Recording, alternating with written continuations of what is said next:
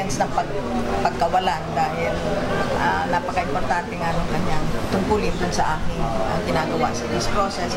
Pero hindi lang ako yan kasi pag nag-uusap nga kaming mga kabinete, talagang ang dami sa amin nakasangandal sa kanya.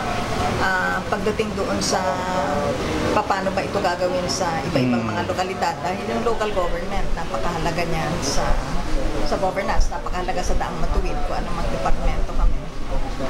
So, yun. At dahil hindi lang yung tungkulin niya, kung hindi yung paano siya bilang isang government official na malalim ang pagkaintindi ko anong kailangan, importante sa Daang Matuwid. Malawak ang kanyang karanasan sa dealing with different sectors, especially local government. At saka yung kanyang sariling napakagaang pagdala ng kanyang mga katungkulin at ang kanyang disposisyon na kung ano yung kailangan mo sa kanya ay hahanapan niya ng paraan kung paano.